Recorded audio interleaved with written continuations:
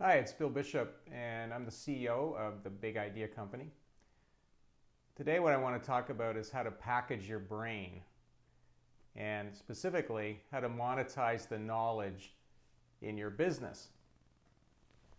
So, I'm just going to talk for about 20 minutes, 25 minutes about lots of ideas for two things. One is how to use the knowledge in your business to sell more of your products and services.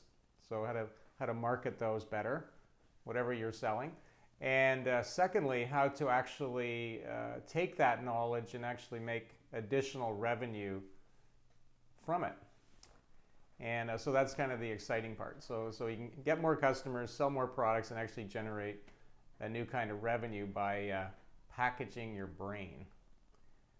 So it sounds like a weird thing, your brain going to package it. But the premise of this is that there you can make a lot more money by teaching people what you know than actually doing that thing for them.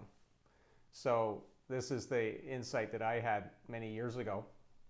I actually on October 19th this year, 2017, it'll actually be 30 years to the day that I started my business, 1987, October 19th.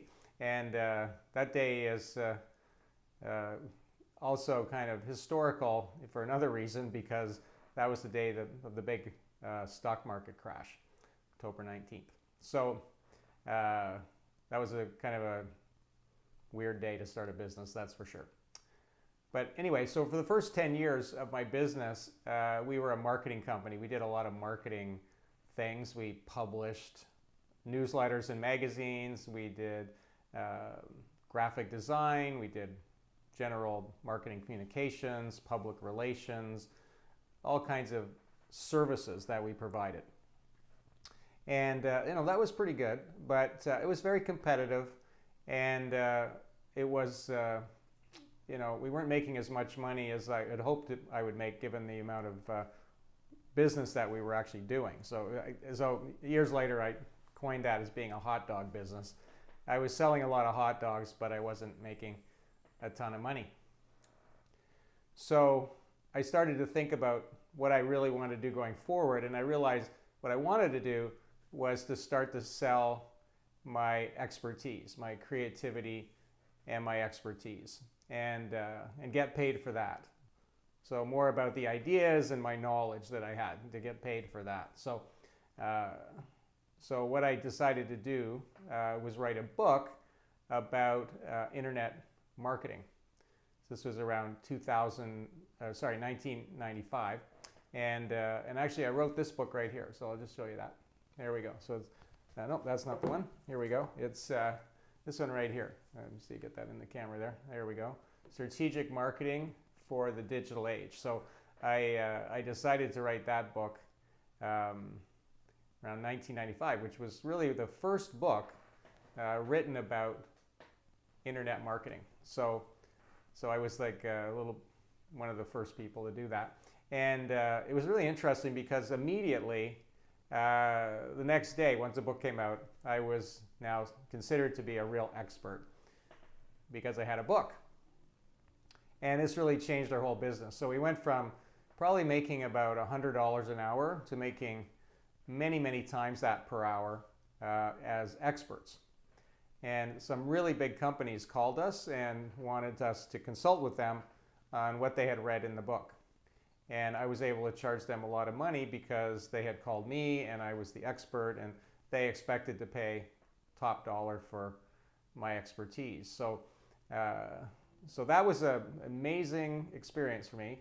I ended up traveling all over the world. I did all kinds of workshops and keynote speeches, and I was in a whole different place. Now, that didn't mean that we gave up our traditional business. We still did all of those things that I mentioned earlier. Still did those things, but we were actually getting way more clients to do that, and we weren't reliant on that actually as well. So I really started to have two businesses, which I now call my old factory and a new factory, which is related to my latest book, which is the New Economy Thinker, which I just renamed from the New Factory Thinker. So I can talk about more of that in a minute. But the thing was, since that time, I've written 8 business books, and really have made a concerted effort to sell my knowledge, what's in my brain, and my ideas for people, than for actually doing work in the traditional sense, so of what we had done before. So this is something that I've experienced directly. That's why I'm telling you about my experience, because this is what I'm encouraging my clients and the members of our program to do, is to package their brain. And this is something I know everyone can do. So the first step in this is to actually say, okay, we want to create a separate part of our business. Just think of it that way, because it'll be easier if you do. Create a separate part of our business where we're going to be experts. And whatever it is that we're going to be experts in. So in my case, I decided at that time to put myself out as an expert in internet marketing, which I was really compared to most people. So you have to decide what that is. Now the second step, which is actually a trickier step, is to actually believe that you are an expert, or at least have the potential to be one. And that's the tougher part, because we often have a lot of doubt. We say, well, who are we to put ourselves out as experts?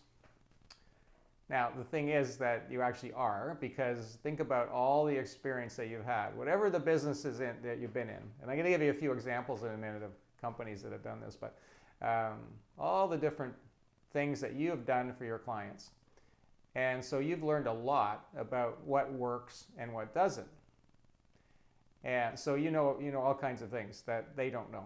And secondly, you also are experts in your customers and actually their experience. You know more about them in many ways than they know about themselves, because they just are in their own situation, right? Whether individually or as a company, they're in their own little world, but you've talked and worked with hundreds of people like them, so you are really an expert in that. So that's the second step, is to really get a sense that, okay, we really could be experts here. Okay, so those are the first two things. Then you start to say, okay, let's start to figure out how we're going to package that. How are we going to package ourselves as experts and put ourselves out there? So I'm going to give a couple examples here of companies that have done that. So the first one, I'm going to talk about a fellow named Nick Bloor, and he was from Australia. I'm from Canada, but I met him at a talk I gave in Boston. And he came up to me afterwards and said, yeah, you know what, I have an old factory, very focused on what we do for our customers. I want to create a new factory and start packaging our brain, start packaging our knowledge and sell that. And I said, okay, perfect. So what we did was we had some sessions together, and we started to think about what that might be. And what happened was that by exploring their business, I realized that they actually had all kinds of intellectual property embedded in their business. And one of them was this project management system that they had developed. It was proprietary, and they had developed this, and they call it integrated vegetation management. That was the sort of working name they had for it. And it was basically a logistics system, resource management system for cutting grass and all that kind of thing. So they were, as I said, like they were previously just cutting grass, right? So that was what their business was. So they were a grass cutting business. They were one of the biggest in Australia. They cut grass for all kinds of big companies. And he said, yeah, well, that's our doing business. So I want to create a business where I'm getting paid for what we know. So based on what I discovered about that, they ended up creating this IBM program. And what they did was they went out to the municipalities and they said, we can cut your grass, but we also have this amazing system that you can use for free to manage your projects that you do yourself or with other suppliers. And they started off by giving them a free version of it. And then they also had different levels in order to get them into paying for this. So over time, they ended up getting a whole bunch of people, a whole bunch of different municipalities in Australia signed up to this program, IBM program. And they were still cutting their grass, but not necessarily. Some of the members of the program had other companies doing the grass cutting, but they even got paid for training those competitors as well. So they were now getting paid for this IBM platform that they had. They were getting paid for training the municipalities. They were getting training what were really essentially their competitors as well. And they were generating all this income. And they were also getting more grass cutting projects as well, because once somebody had that IBM program installed, then they wanted to, seamlessly integrate that with their grass cutting company, because it just made sense to do that. That was the most obvious thing. So by starting to think about what they knew, what they could teach people, they ended up, one, getting more grass cutting projects, and two, generating this new source of revenue. And and essentially they are become a thinking company as opposed to a doing company. And that was actually something Nick told me, which was a great way of looking at it. He said, my grass cutting company, that was my doing company. IBM Program, that's my thinking company. So when we're experts, we look around and see what's going on, what's working and what isn't. We start thinking about that, contemplating it, and then we start to communicate that out to the world and say, this is what we've discovered works and what doesn't. And that's incredibly useful for people. Way more useful than just cutting the grass, right? Way more useful. You can, some of the municipalities use this system. They save millions of dollars by not wasting as much time and energy and resources. So that was way more valuable than just cutting the grass. Okay, so here's another example. So this company is called ATS Traffic, and it's a really successful business. They've been in business a long time, 50 years or so, and what their old factory was that they were in the traffic sign business. So that's their bread and butter, making traffic signs. And but it's even though they're very successful, it's a tough business because there is a lot of competitors, and it doesn't take a lot really to set up a sign business really, if somebody wanted to do it, right? So there's not a big barrier to entry there. So Jeff Kalibaba, who's the CEO of the company, he's very enlightened about these things, and so he said, well, what we want to do is be experts in traffic safety. So that's what he started to put his mind around. Say, how could we be experts in traffic safety? It'll help us create new sources of revenue, but also help us sell more of our traffic signs, get in to meet more potential customers. So among many the projects they have, actually they've done a number of things, but one of the top one, the key one, is the Vision Zero program, the Vision Zero Advocate program.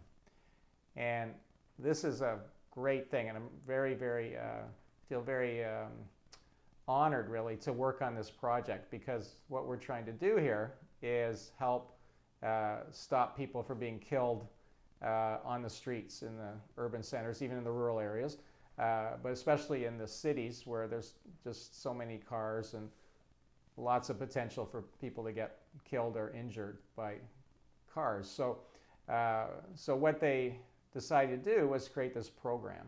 And it's based on a global initiative, which is called Vision Zero.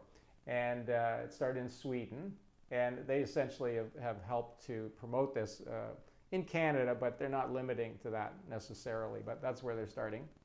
And so the Vision Zero program is helping municipalities and companies figure out ways to cut down on traffic deaths. And what they do is provide all this knowledge. So they have experts come in and give presentations, webinars. They've written a book about this, Vision Zero Advocate book. It's called The Road to Vision Zero. And this is all kinds of ways that they have projected out this idea of being experts in traffic safety. So they've had a couple of conferences which were very well attended. People actually paid to come to them. And they had all kinds of speakers come up, including people from their company. They're meeting all kinds of people they never would have met before. And they're being seen in a completely different light now. They're not just a company that makes signs. They're experts in traffic safety. And of course, this is all related, right? It's not like it's a completely different thing. And what's cool about this is, for example, they would have like a seminar or something at their Vision Zero seminar or presentation at their office. So they would give that in presentation, maybe 100 people would come. And then they'd say, now, if you want, we can give you a tour of our facility and walk you around and show you what we do. And then these potential customers would see all the different facilities they have for making signs and all kinds of other amazing traffic equipment and so on. And that would help generate business, right? So the lure was coming in to get the knowledge, and then the payoff was showing them the products, right? So one leads to the other. Very, very obvious there. Okay, so that's another example. And the third one, which is another one that I've worked on, is for a company called Superior Glove. And they are been in business a long time, like ATS. They've been in business a long time, and they make gloves, commercial, safety gloves, essentially for factory workers and so on. And just like ATS, though, even though they're successful, it's gotten to be a tough business. Lots of competition. The margins are, not as good as they used to be, and they wanted to figure out a way to differentiate themselves. So what they did was they created something called the Hand Safety Program. So they just tell people, and I said, look, you can buy our gloves, but you could also participate in our Hand Safety Program, which is to teach you ways to, teach your employees how to avoid a hand injury in your factory, cut down on these hand injuries, provide you with all kinds of collateral and resources, training, all kinds of things that will help with that. And this has been very well received so far. The companies that they talk to say, yeah, we really need to get in the habit of teaching our employees about this. And this has made Superior Glove now be seen as an expert in hand safety. Because you see, up to now, they haven't really been. See, they've just been a company that supplies gloves, safety gloves, right? Which is great, except they're just seen as a supplier. But now they're seen as a company that supplies gloves, but they're also experts in hand safety. And it's interesting, like all of these examples, they all went through a bit of soul searching. Are we really experts? Who are we to be experts?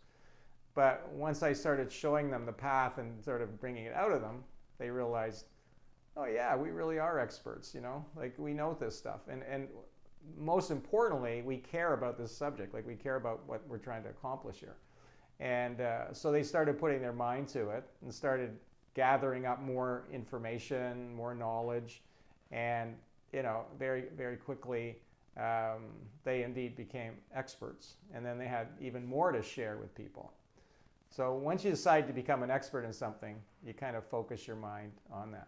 So those are the three examples there. We had the grass cutting company that created the IBM program. We have ATS, the traffic sign company, became a traffic safety experts. And then we have the glove company, Superior Glove, that have become experts in hand safety.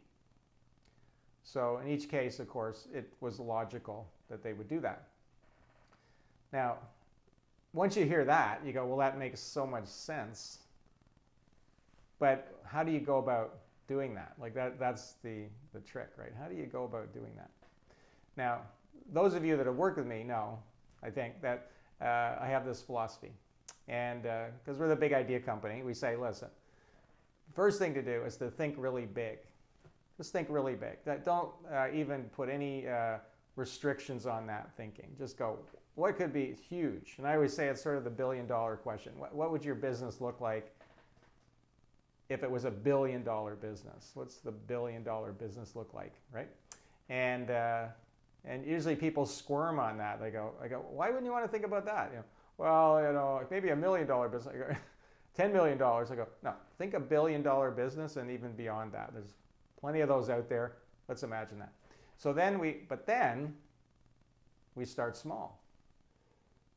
So we don't get carried away there, but we say, yeah, that's my vision for the $1 billion business. Now let's start small. So how could you start small and create a package your brain? How could you do that? Well, give me an example. I have a client.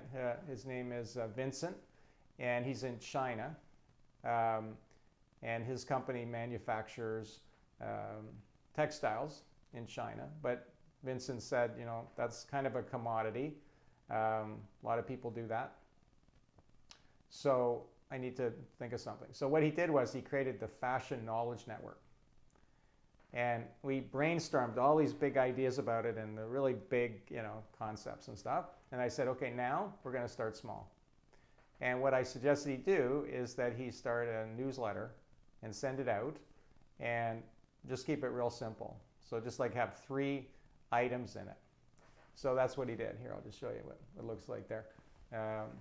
Create the Fashion Knowledge Network, and he sends out this newsletter every 2 weeks. And it just has like 3 items in it, 3 nuggets we call them, 3 items about things that are going on in the fashion industry that are very forward-thinking and that, you know, he found on the internet. Like he just kind of does some research on there and found these, and then just sends a link to articles and YouTube videos and so on, websites, and sends that out. Now, first time that he did that, he only had like 10 people to send it to. So he had 10 subscribers. So little thing. But the newsletter took like half an hour to make, and he sent it out to 10 people. Well, now a year later, he's got a couple of thousand people on the list, you know, and because people are wanting to be on this list, and it's growing and starting to kind of take on a life of its own. And now he's being asked to give presentations at conferences and, you know, come in to do consulting with people about the Asian market, about the future of the fashion industry. And it was all because he just sent out this newsletter with 3 little items in it that, you know, links to things he didn't even create. But what he's doing is curating all this knowledge, right? So by doing that, by extension, he is now considered to be the expert. And frankly, because he's done all this research and pulled all this together, he really is one of the leading experts now. And this, of course, is helping him also get business for his old factory, which is to manufacture the clothes. But he said the beautiful thing is I'm not dependent on that anymore. You know, I'm not fighting it out with a million other companies in China trying to manufacture clothes. I've got a whole other business here, which is, you know, monetizing his knowledge, right? He's monetized his knowledge. So, that's a terrific thing. So that's what I'm suggesting, is that we start very simply. We're going to have a few people we're going to send some knowledge to. Now, then you can start to get into more interesting things. So one of the things that we suggest is that you make your 10 tips. I call them the 10 tips. So these are 10 things that you recommend that your audience, whoever it is, your customers, do. Things that you believe are good advice. Now, the tips are suggestions for something they could do. So it's not, the tip is hire us and buy our products. That's not expert talk there. That's salesperson talk. But an expert would say, you know, you should brush your teeth 3 times a day. You should floss your teeth once a day. You should see your dentist every 3 months. So that would be example of a dentist giving expert advice, right? And then, obviously that would ultimately come to a dentist, maybe you, maybe not, but at least they're getting the information they need, right? So what are those tips that you could give people to tell them what they should do that would work, right? But just you got to think of it as if they're going to do it. That's kind of the key thing. Well, now you have these 10 tips, right? Okay, so then what you could do is send those out as an email, just like Vincent did. So you can do that. Then what you can do is take each tip and write like a couple of paragraphs and send each one of those out. So now you got like 10 newsletters to send out right there. Okay, so you get one. Now you take all that together, now you got a little bit of an ebook, right? So you make an ebook out of that. Then what you can do is expand those 10 tips into 10 chapters. Well, guess what you got now? You got a book, right? So I've seen people follow this process and work their way up to being an expert, because that's exactly what I did when I did the things that I talked about, creating that internet marketing book, right? So then what you can do is you can do a webinar on each one of those topics, or all the topics at once if you want. Then you can do keynote presentations about that. You could do a blog about each one. You could do podcasts with each one. Podcasts are a really good thing to do. Put yourself out as an expert. What I do is I shoot this video, and then I take the audio and I make it into a podcast. So I'm kind of killing two birds with one stone there. My wife, Dr. Ginny McFarlane, she's the head of the Mindful Mood Center, which is an amazing thing that she's built. And I suggested to her a few years ago that she should publish her talks, and as a podcast. So she did.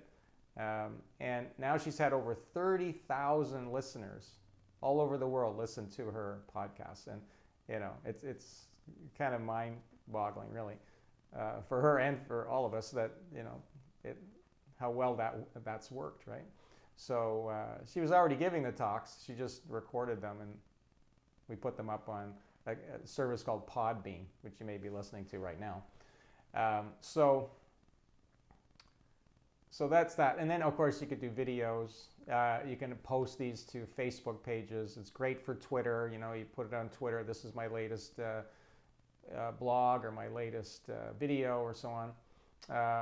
LinkedIn, of course. Instagram. All these different things.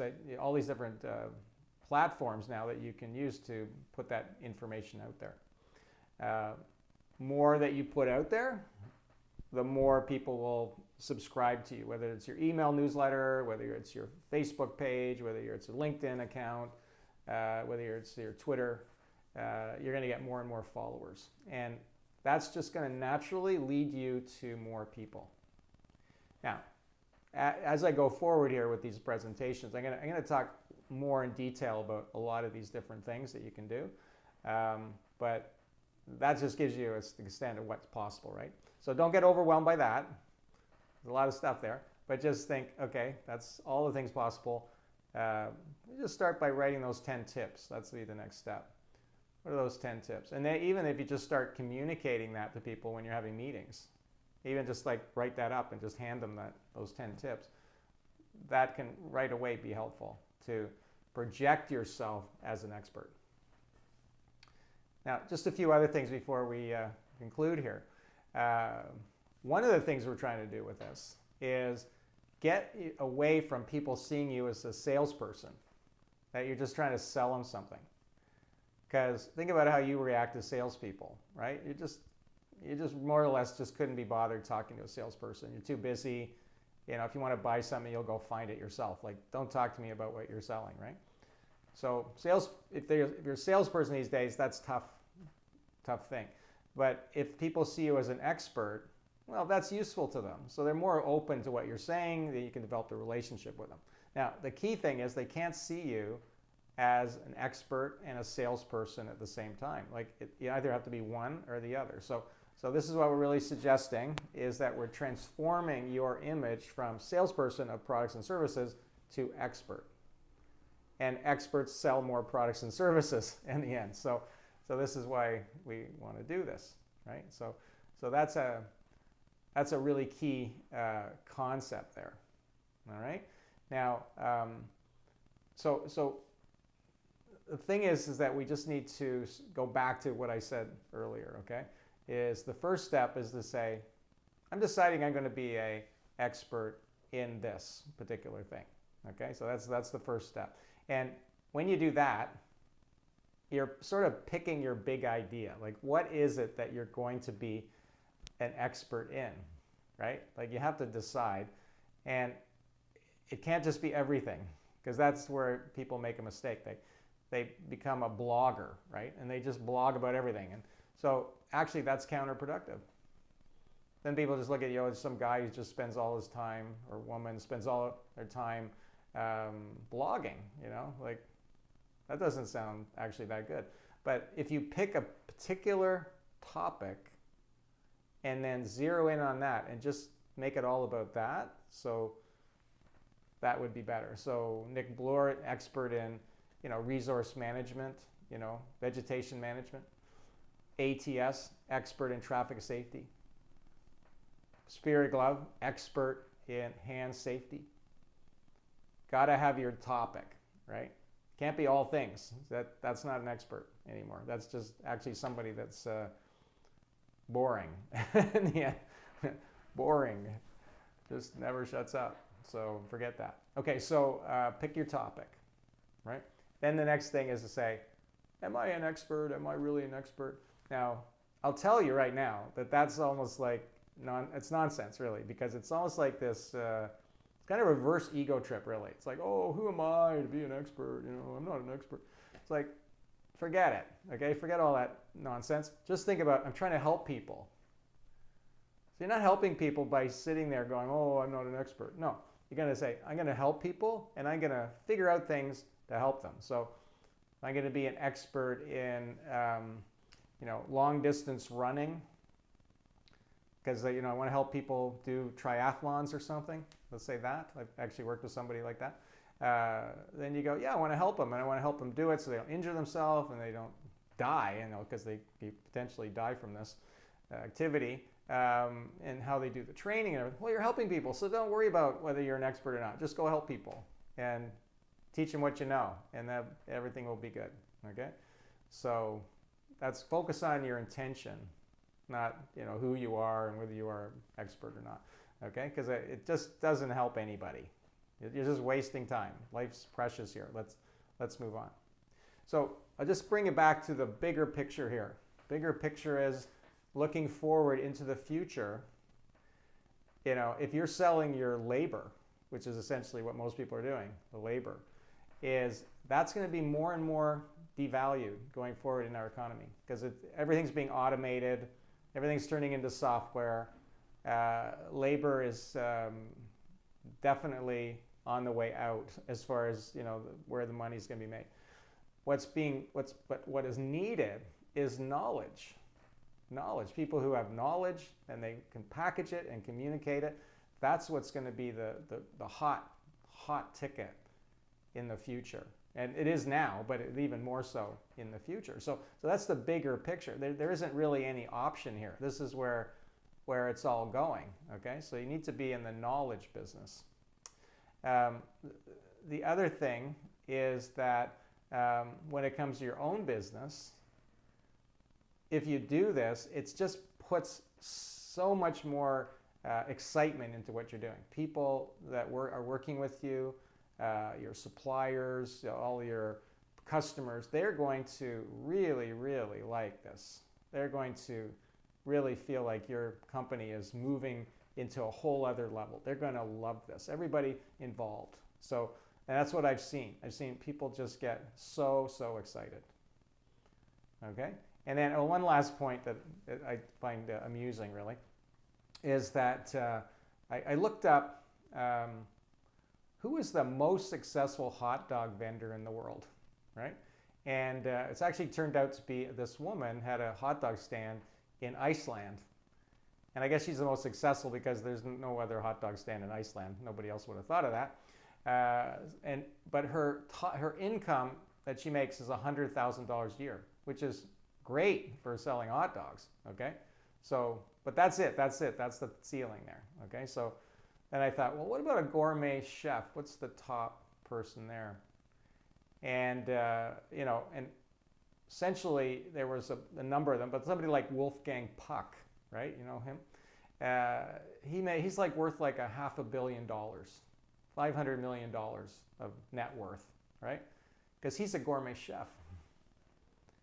And what's a gourmet chef? Well, a gourmet chef is really what somebody's taken all their knowledge, created a gourmet meal, and put it in front of people. And they're on TV, they have their own TV shows, and all the things that they do, right? Intellectual property. So I figure if you're going to really put some effort and ambition into your business, you can either say, yeah, we're going to be a hot dog, we're going to sell hot dogs, whatever that is, and make $100,000 or equivalent, right? Like even still, you know, $10 million, fine. But only if you're a gourmet chef, if you're an expert, could you even think of making $500 million or $1 billion. So I think that if you're going to try this, you might as well go for the $1 billion potential here. Okay, so not saying you're going to make $1 billion. I'm not promising that, but you could, and that can be exciting for people too, right? There's lots of potential there. Okay, so I'm sure I've missed something here, but what I really want to do is get you thinking about creating a new factory side of your business that you're saying, yeah, we're experts. We're experts. Okay, so there you go. Now, if you're interested, just my little sales pitch here at the end is that if you want, I can do a free big idea session with you. And what that means is that I'll spend an hour with you for no charge and help you figure out, well, what are you really going to be an expert in? What's the big idea behind what you're doing? And you know, we love to do that here. This is no problem for us.